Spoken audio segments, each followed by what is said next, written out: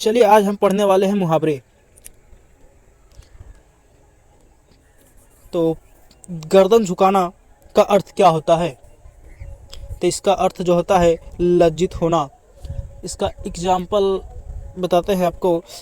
मेरा सामना होते ही उसकी गर्दन झुक गई, है ना। अगला देखते हैं, गर्दन पर छुरी फेरना।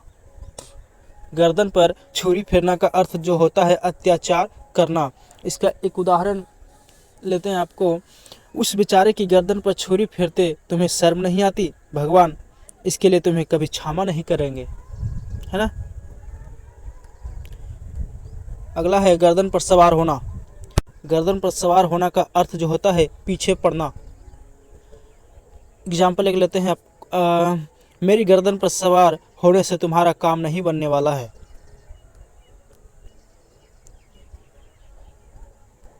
अगला है गर्दन पर छुरी चलाना। गर्दन पर छुरी चलाना का अर्थ जो होता है नुकसान पहुंचाना। तो इसका एक एग्जाम्पल लेते हैं। मुझे पता चल गया कि विरोधियों से मिलकर किस तरह मेरे गले पर छुरी चला रहे थे, है ना। अगला है गला घोटना। तो गला घोटना का अर्थ क्या होता है? अत्याचार करना। इसका एक एग्जाम्पल लेते हैं। जो सरकार गरीबों का गला घोटती है वह देर तक नहीं टिक सकती है ना। अगला है गला छूटना। गला छूटना का अर्थ जो होता है पिंड छोड़ना। एग्जाम्पल के तौर पर आपको बताते हैं। बुरी तरह फंस गया किंतु अब गला छूट गया, है ना।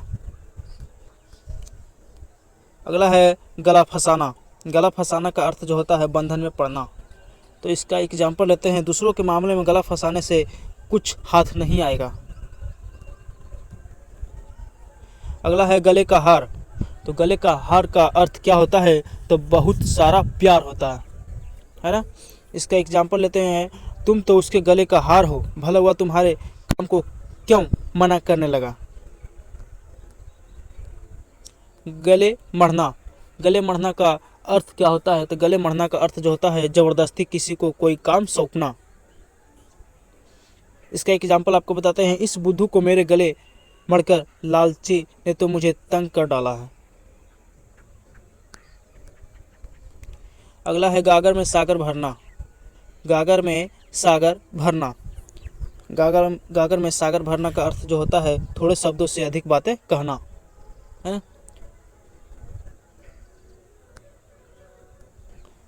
अगला है गिरगिट की तरह रंग बदलना। गिरगिट की तरह रंग बदलना का अर्थ जो होता है बातें बदलना। इसका एक एग्जाम्पल लेते हैं। गिरगिट की तरह रंग बदलने से तुम्हारे को इज्जत नहीं करेगा। अगला है गुल खिलना। गुल खिलना का अर्थ जो होता है नई बात का भेद खुलना या विचित्र बातें होना। इसका एक एग्जाम्पल आपको लेते हैं। सुनते रहिए, देखिए अभी क्या गुल खिलेगा, है ना। अगला है गुलछर्रे उड़ाना। तो इसका अर्थ जो होता है मौज करना। इसका एक उदाहरण लेते हैं। आजकल तुम तो दूसरे के माल पर गुलछर्रे उड़ा रहे हो, है ना। अगला है घर का ना घाट का। तो इसका अर्थ क्या होता है? कहीं का नहीं रहना, है ना। इसका एग्जाम्पल लेते हैं। तुम्हारी आदत ने तुम्हें न घर का न घाट का बना रखा है। अगला है घाव पर नमक छिड़कना। घाव पर नमक छिड़कना का अर्थ होता है दुख में दुख देना। एग्जाम्पल इसका लेते हैं। राम वैसे ही दुखी है, तुम उसे परेशान करके घाव पर नमक छिड़क रहे हो।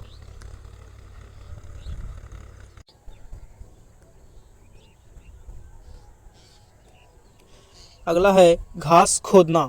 तो घास खोदना का अर्थ होता है फजूल समय बिताना, है ना। इसका एग्जाम्पल आपको लेते हैं। सारी उम्र तुमने घास ही खोदी है। सारी उम्र तुमने घास ही खोदी है। इसका एक एग्जाम्पल है। अगला है चंपत होना। तो चंपत होना का अर्थ होता है भाग जाना। इसका एग्जाम्पल लेते हैं। चोर पुलिस को देखते ही चंपत हो गया, है ना। अगला है चल बसना। चल बसना का अर्थ होता है मर जाना।